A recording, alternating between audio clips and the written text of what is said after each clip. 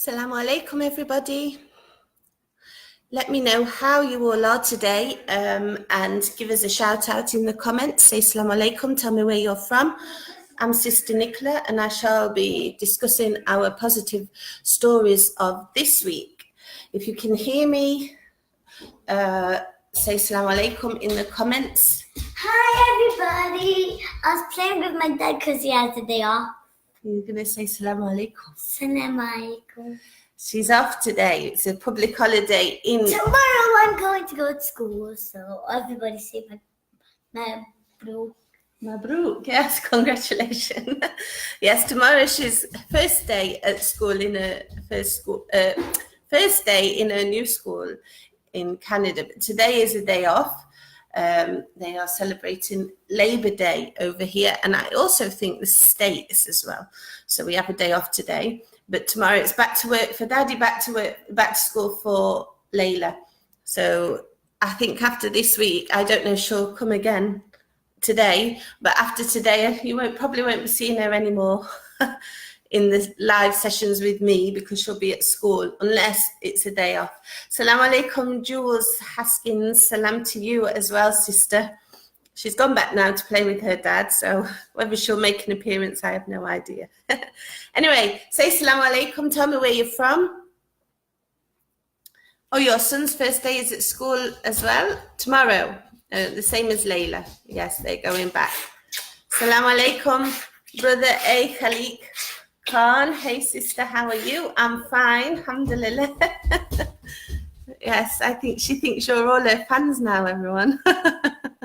How are you all?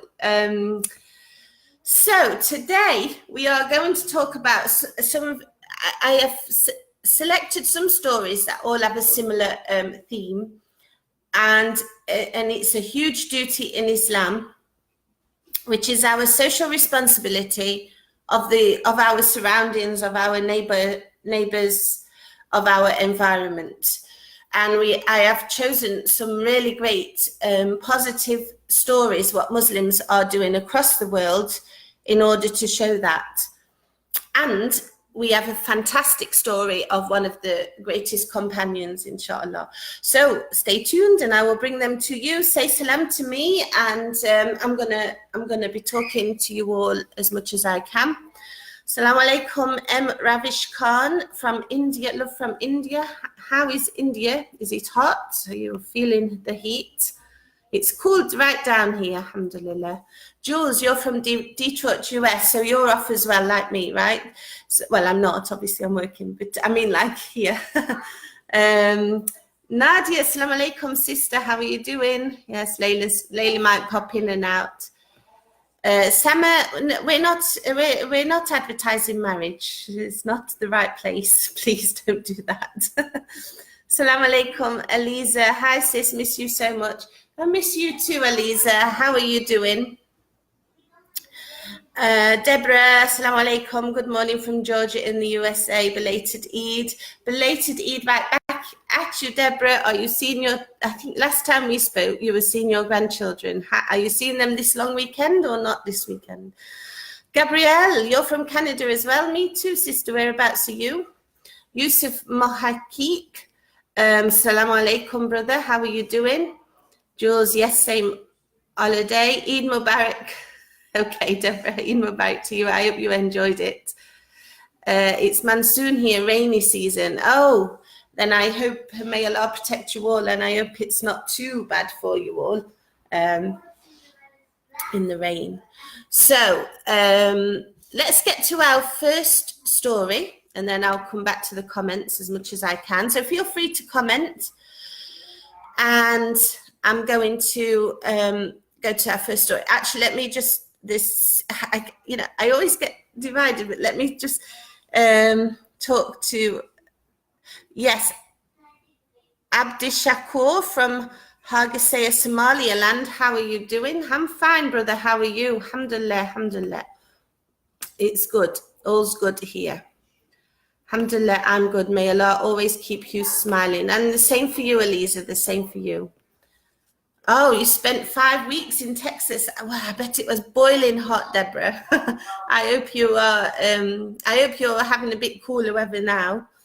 Yusuf, I'm from originally England, UK, but now we're living in Canada, and I spent 12 great years in Egypt. That's also for you, Imtiaj, as well, because you're asking where I'm from. So I answered both of you there. Ameen, Summa Ameen, wish same on your family. You too as well, Ravish Khan. Okay, so let's get to the first story. And we are actually going to my homeland, which is the UK, but not the town where I'm from. But this is several mosques in Luton, in the south of England. It's just north of London, I believe. So mosques in Luton have teamed up with the community, with several community groups in the city to clean up the city. And this is in an effort to bring people together of all backgrounds and faiths. So obviously they have all one thing in common. They want a nice clean city, and they want to look after their environment as well. So this is what's, you know, if we are Muslims living anywhere where we're living really, but if you're living in the West, this is a great initiative for you to get stuck in, to show them that, you know, Muslims really do want to take care of the place where they're living as well as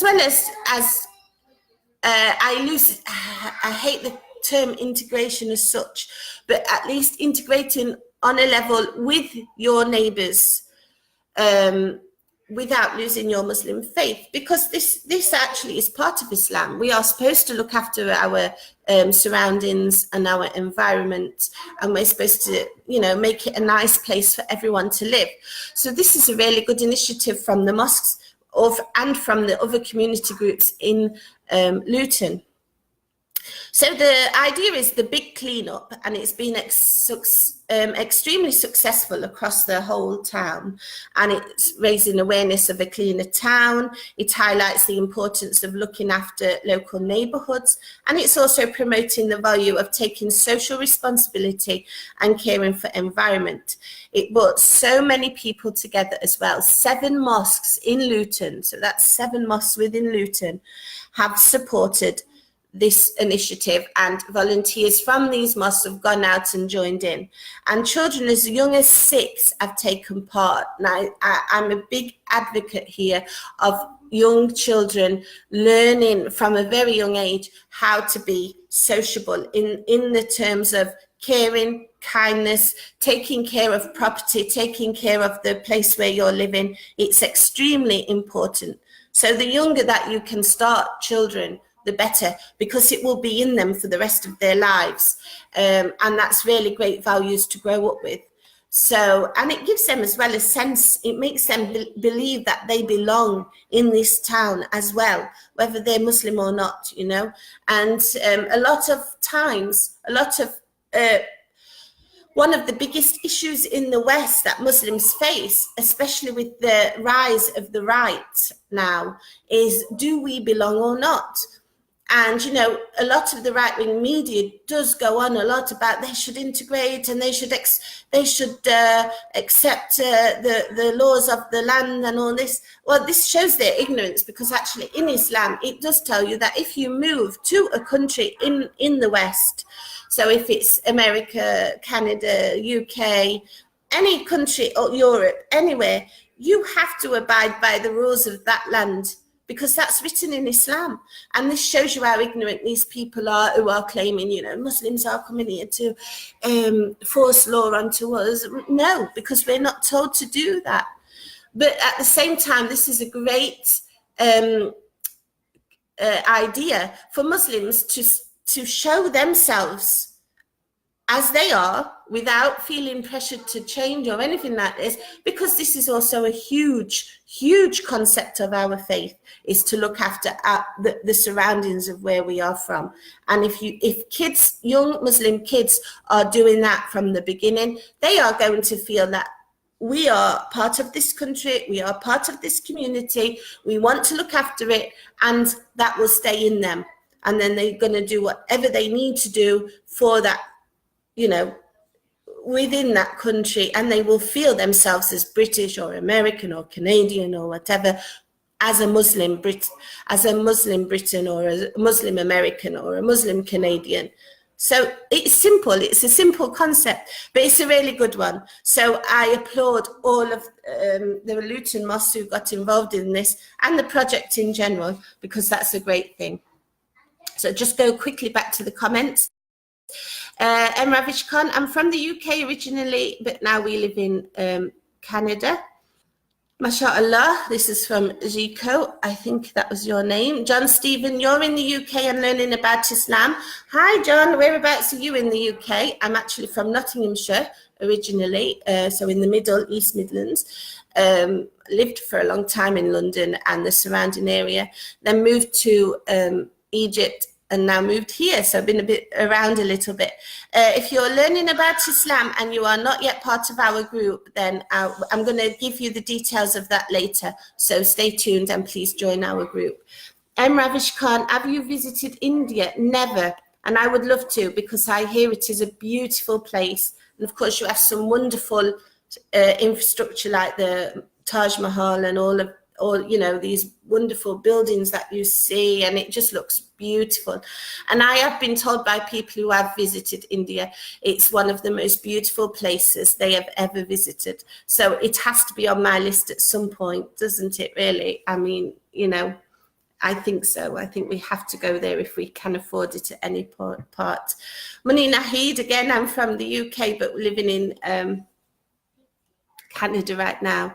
Islam and education, what about it, Abish Shakur? I'm not sure, what do you mean? I mean, yes, this is part of our Islam, is obviously to get education, to get educated and to educate others as well about our faith, alhamdulillah.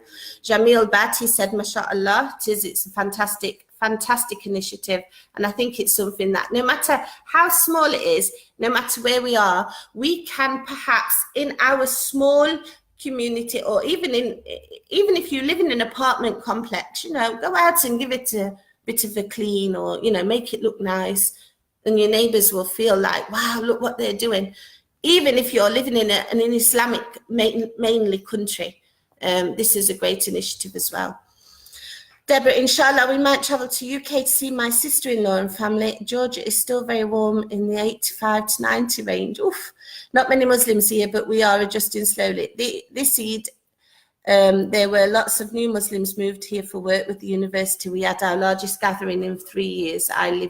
In the 3 years I lived here. So, Deborah, are you originally from the UK? Welcome to Morocco country. Abdelil. So sorry if I get your names wrong. Abdelila Mezian. You know what? Morocco is one of the top countries on my list to travel to. I've seen the pictures, and I just, if I could snap my fingers, I would go right now. It's subhanallah, it's beautiful. James Smith, like Muslims aren't born in the USA too, Muslims aren't a racist religion. I agree, James, but I'm just talking about the ones who are moved over there. Of course, I'm not a born Muslim, James. I'm not. I'm converted. Deborah, in a re-education, a sister and I have decided to try to learn Arabic. We have found a wonderful sister. MashaAllah, Deborah.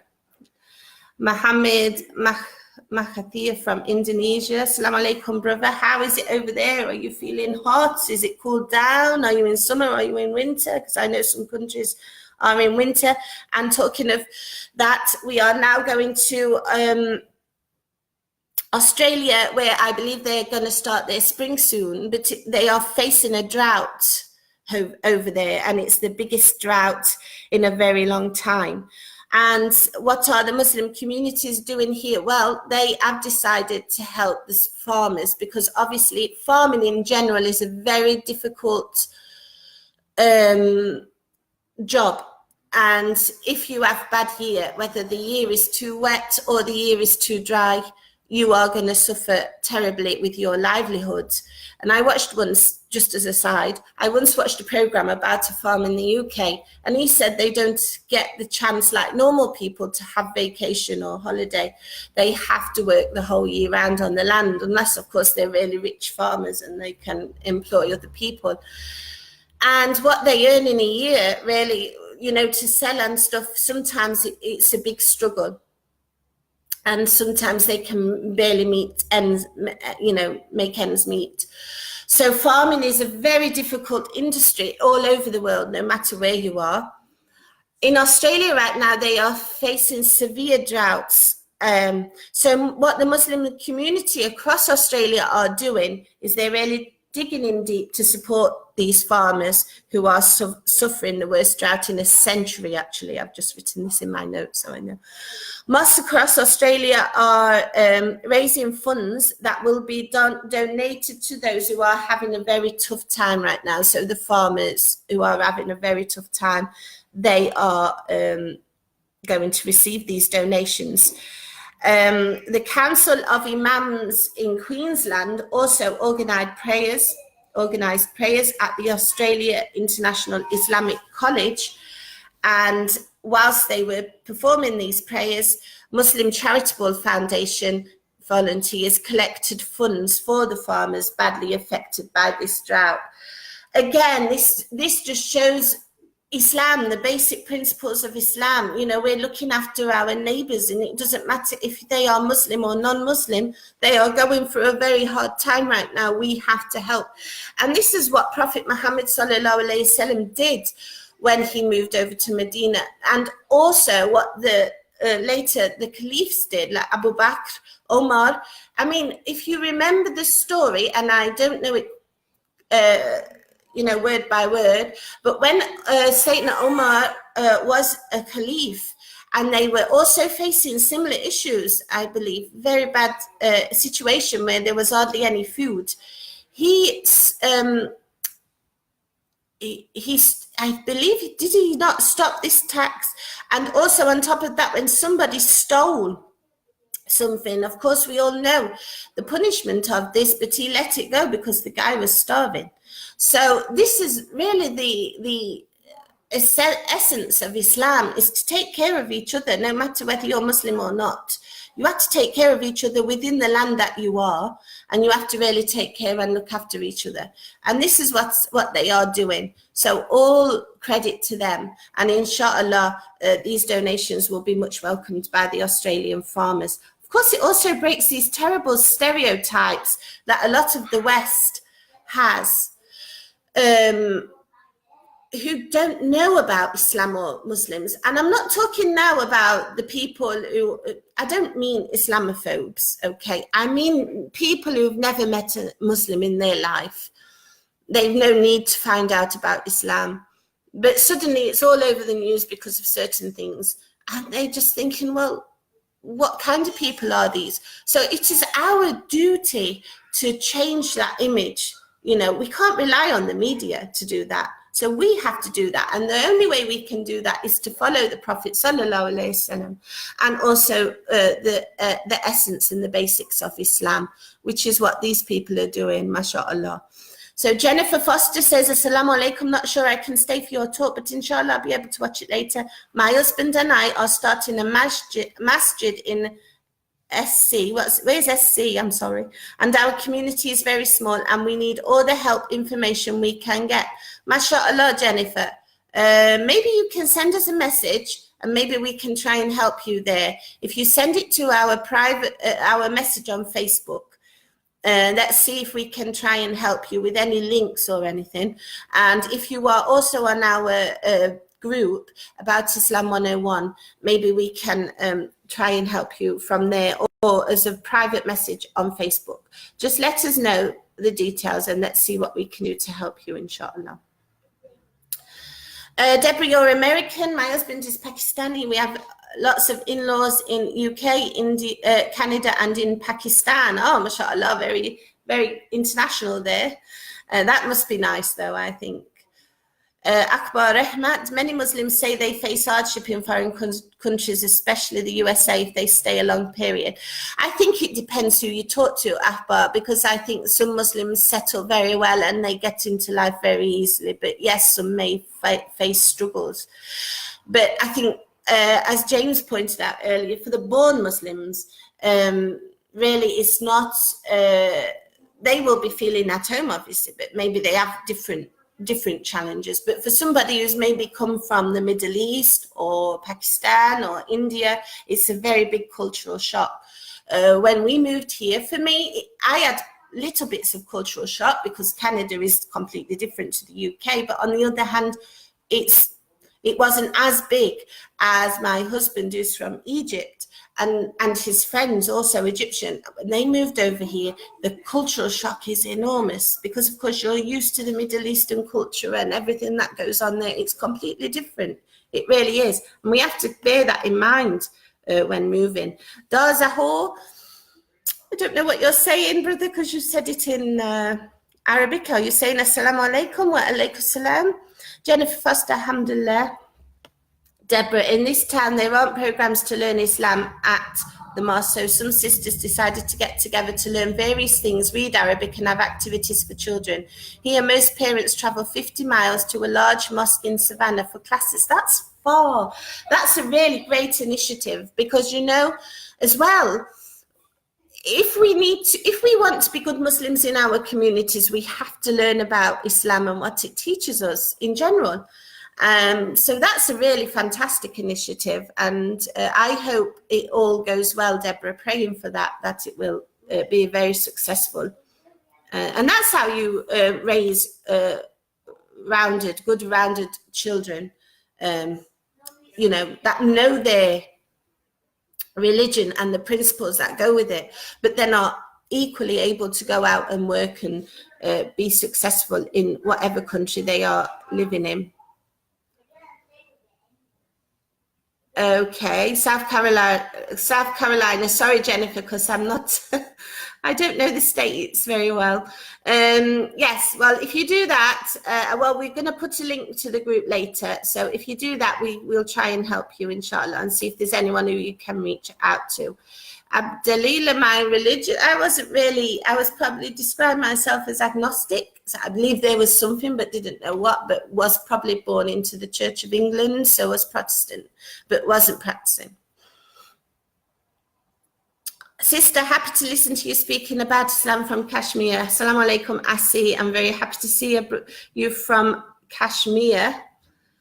Okay, so let's go on to the next story. This is a very nice story. And if I ask you, who is your favorite companion from the Prophet's companions? Who is yours? Who is your favorite? Let us know in the comments. Actually, my favorite is, I have two. Well, actually, when you read the stories, each one is inspirational, no matter what.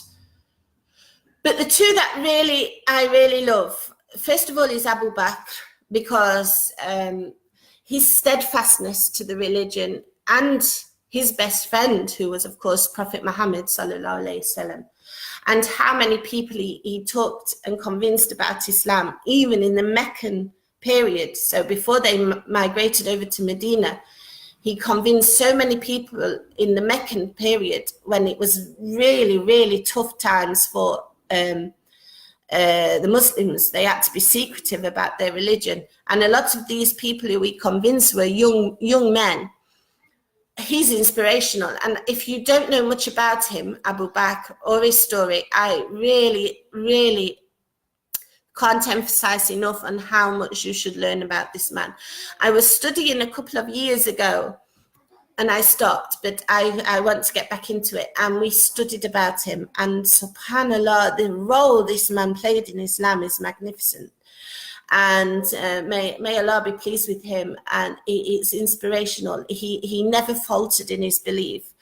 And, you know, you only have to get that from the night journey. If you know about the story of the night journey, when Prophet Muhammad sallallahu alaihi wasallam was asleep near the Kaaba, and the angel Gabriel came down and took him to the mosque, Al-Aqsa Mosque in Palestine, and then he ascended into the heavens. When he woke up to tell people don't tell anyone, they'll think you're crazy and all this. Abu Bakr earned his name, Abu Bakr as-Siddiq. He earned this title because he was the one who stood up and said, I believe you. He didn't doubt. He didn't question. He just said, I know. So Allah honored him with this beautiful name, as-Siddiq, which means I think the trustworthy, the loyal, if you know Arabic, you can correct me. So subhanallah, that is a magnificent role model. But it's not him I'm talking about. The other one I love to hear is actually Umar ibn Al Khattab. He hated Islam, as I'm sure most of you know. He absolutely hated Islam in the beginning, and he wanted to kill Prophet Muhammad sallallahu alaihi wasallam. And his conversion story, if I read it or I hear it over and over again, it makes me over and over again. It will make me cry. So I'm not going to do it now because it's such a moving story of how somebody can go from hating Islam, wanting to kill the Prophet sallallahu alaihi wasallam, to being one of the strongest, staunchest supporters of Islam and the Prophet.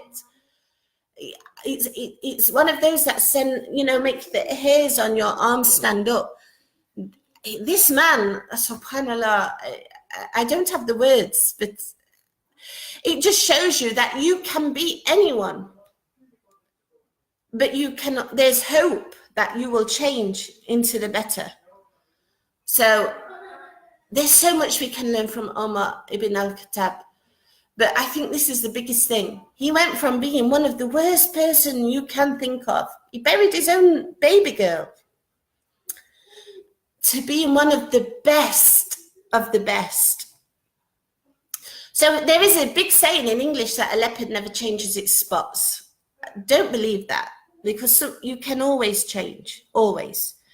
And there is, if you have a little tiny bit of light within you, no matter what, I believe you can change. Even if it's not recognized, even if you think you've committed the worst sins possible, you can change. Look at this man. And we are going to look at him. And it's not about that. We're going to look at the 4 leadership qualities of Omar. Now, as you all know, he was the second caliph after Abu Bakr. So Prophet Muhammad, sallallahu alayhi wasallam, Abu Bakr, then Sayyidina Omar. He was given the title leader of the believers by the companions when he became the second caliph. One of the first the first quality he had was strength. And I've talked about that. I mean, he must be such solid strength of character to go from one thing to another and then stay steadfast. It has to be. So he was known for his strength and character and his toughness in establishing truth. And when it came to doing the right thing, nothing would get in the way of it for him. It's, he was determined. I'm going to do the right thing, and there's nothing that's going to falter, So this is one good thing that we can all try and copy, inshallah. The second thing is the sense of responsibility that he had. I mean, when you read about him as a caliph, and I don't know this much, but I listen sometimes to the stories. Maybe sometimes my husband will tell me about it, and I love it. And one of it was he had a huge sense of responsibility, and it was that strong that he would change his appearance as a caliph, and he would go around the city where no one can recognize him, just to find out how people are doing. How are they struggling? Are they okay? Should I do this? Should I do that? Can you imagine the leaders of any country now doing that? Can you, wherever you are in the world, let's say I'm originally UK, I can never imagine Theresa May walking around the normal people, trying to find out how people are doing. No. And disguised as well, so no one knows who she is. I can't imagine that. I can't imagine it whatsoever. So can you imagine your leader doing that? I don't think so. I don't think any leader probably would be able to do that nowadays, because they don't have this great conscience that this man had. SubhanAllah. And he was also probably one of the first to establish an open door policy where people could go and complain. And he listened, SubhanAllah. Knowledge, he was known for his knowledge. Prophet Muhammad sallallahu alayhi wasallam said, this is a hadith in Sahih Bukhari. He said, while I was sleeping, I saw myself drinking, and I was so contented that I saw the milk flowing through my nails. Then I gave the milk to Omar, So his companions asked, well, what does this mean? And he said, knowledge. So Omar is known for his knowledge, subhanallah. And the last one is the recognition of people's talents and weaknesses. And as a good leader, you have to be able to recognize people's talents and weaknesses. And he had a flair for reading people, and he knew. He kept the most experienced and qualified companions with him in Medina as advisors. But he would still consult the youth. Why? Because the youth are sharp in ideas, and they know what's the new stuff, and they know what's going around. And this is why we should never, ever, ever underestimate our youth, because they are full of ideas, and we really should be making more of that. He would even consult with his enemies. Can you imagine? Can you imagine that? What a fantastic man, mashallah. May Allah be pleased with him. But it's a wonderful, wonderful article. And I did talk briefly about them, but you can go into detail if you read it. And Sister Tammy is putting the link up for you, or she already has. I need to scroll and check the comments, but I want to go to the last story, and then I will go through the comments again. So in America, just this weekend, ISNA, so the Islamic Society of North America, had their ISNA conference. And I think it was their 55th, if I'm not mistaken. And it was in Texas, I think Houston, Texas. American Muslims learned how to combat Islamophobia and racism at the weekend's ISNA. Of course, these days, unfortunately, Islamophobia and racism, no matter where you are, is on the rise, isn't it? So we hear so many terrible stories regarding refugees and so on. Right now in Germany, for example, there's a big clash between the right and the refugees. And I don't know what to say, really. We're going backwards, we're not going forwards. I mean, nothing was learnt, was it, from the Second World War? Nothing at all. And even after, there's been so many conflicts after based on differences of religion or differences in race. It's really terrifying, and it's good. And it can make us feel sad and depressed and down. But the leaders of the ISNA, or some of the speakers in the ISNA convention, they decided that we as Muslims, or American Muslims especially, but all of us actually, can learn to combat Islamophobia in a good way. And Sheikh Omar Suleiman, I love this Sheikh. I like his speeches. I like how he is such a strong activist in the community, and he stands up for justice no matter what. I cannot say it enough of this guy. He's a real good leader to follow, in my opinion. There is no other religion that has explicit anti-racism scripture, and it is not just one line. This is what he said. Islam teaches us that knowledge of God leads to knowledge of self, and then knowledge of others. And, you know, you only have to look at Hajj or Umrah if you can't afford a Hajj right now. You are standing next to a melting pot of people from all over the world, black, white, Asian, you know, all these different races get together to perform the most holiest thing that we can perform in Islam. And this is what changed Malcolm X's opinion as well. So Islam really does know how to combat these kind of things. And there is a Quran verse, and I can't remember it word by word, but it does say that Allah created us from different tribes so that we can know one another. So what's that? And then you just look at the early Muslims. Bilal was a slave, a black slave. He was a slave. And then he rose to be the first man in Islamic history to give the azan. And he was so trusted and so revered. And, he, you know, subhanAllah, how is that? How Islam really looks after people. Anyway, for Muslims who want to seek change through activism, then we have to be our best selves. And this is what I'm trying to put forward. We need to know our religion well enough to be kind, to be positive, to be happy, to want to take care of everyone, not just Muslim brothers and sisters, but our brothers and sisters from different faiths. And we need to take care of our neighbors, no matter who they are. And we need to really, really have these qualities when we have these qualities, then we can go out there and present ourselves and we can do something about it. And this is what they were saying. It's more than just attending a protest. You can, of course, this is good, but you need to be able to be your best self, and you need to be able to be positive, and you need to learn to engage with others of different faiths, of different backgrounds, of people who do not know about Islam and only know the worst things, and not always to the fault of their own. So, you know, in order to get people to understand more, and I don't mean now to convert or anything like this, I just mean to understand, we have to show our best selves. And if we're going to fight Islamophobia and we're going to fight racism, that's the only way we can do it. If we go back to the civil rights movement in the US, and I don't know this much about it, but I'm a big history nerd, so I do love to learn about history a lot. And if you go to Dr. Martin Luther King, when he started this, he didn't do it through violence. He didn't. There were the people who were violent were the whites against the blacks who were marching for their rights.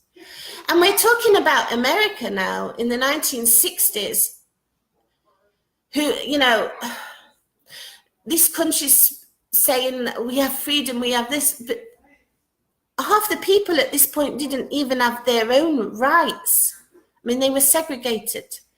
And we are still talking about this issue. How many years on now? 50 years or more? So you can despair of it, and I think we have to. But I think going forward, we have to be positive. We have to think we can be a change, no matter how small. And we have to think about, how does Islam teach us to be? And then by showing that character, and there is the saying that there is nothing heavier on the scales than good manners and good character. So by showing that character, this is how we will slowly change perceptions. You're not going to do it overnight, let's face it, but slowly we will change perceptions. And I mean, you know, if you think of the struggle, I mean, at one point we all thought that racism and bigotry and all this, it was, you know, it had died down a little. Yes, it still existed. I mean, it hadn't gone, and it will never go, I don't think, completely, but it wasn't as loud as it was. But then suddenly you have big things happening across the world that's just made people have this ugliness inside them. Like in the UK, Brexit, and a lot of people use Brexit to vent their racism, no matter how you want to put it. A lot of people who voted Brexit are racist, and they wanted a solution to stop people coming in. That's as simple as that. You go to America, they voted Trump, of all people. And but even before that, when you under Bush, you know, you had these horrible policies that are prejudiced against certain groups of people, that show great racism, that show great bigotry. And this is giving the voice of the alt-right. It's making them shout, it's making them scream, it's making them feel they are powerful. And as I often say when I'm debating on social media sometimes, is you have the loudest voice now, but your ideology didn't work then, and it won't work now. I mean, we might have to see some terrible things like we did, but in the long run, mankind are compassionate, and they don't like to see horrible, atrocious things happening for a long period of time, even though it might be ignored in the beginning, or there might be great ignorance about it. But it's down to us then to change that. And that's what I feel. I'm just sad that, you know, some of our kids have to go through this kind of thing. So going back to your comments now, Mahmoud Fauzi, Islam make great people. Yes, they do, Mahmoud, as long as they follow Islam properly, as it's being taught. Because I also know some Muslims who are very intolerant against others. And that's not Islam, but people pretend it is. Unfortunately, it's not. So as long as we follow it, yes, Muslims are the greatest people. Jewel Askins, yes, I'm not sure what you're saying. Tammy, preach, sister. Yes, I'm sorry, I'm very passionate about this, really, because we live in terrible times for our kids, and we want to change that. So, you know, if we haven't moved very far in all this time, and we thought we had, but actually we haven't, it just shows what, you know, what a lot, I think. But we can't let these ignorant, awful people, and I'm talking now about the alt-right, I don't know what they call themselves these days. I mean, back in World War, before World War, back in the 1930s, they were the Nazis. So, and that is what they are. And you'll get many of them saying, no, we're not. Yes, you are. If you believe that you are better and your whiteness is better than anything else in this world, you are exactly the same as the Nazis were. Blue-eyed, blonde hair is always better than the brown, the dark, whatever. And this is really what they are about. Yes. And actually, it goes further. And I have to say, I'm British, and I'm going to say this now. I'm going to go out on this. Imperialism. This attitude started with imperialism from the Brits and Europe. And I wonder how many of you will agree with that one. I think so. And the attitude of Brexit now, of we want to be our own, we want to be our own nation, and we don't want other people in, and we don't want them taking our jobs, and blah, blah, blah, blah, blah. This is the old imperialistic attitude that the white man is better and superior than anyone else. And we are watching this now. We are watching it with our own eyes. It can't be denied. It's happening. They still have this old-fashioned, disgusting, degrading attitude.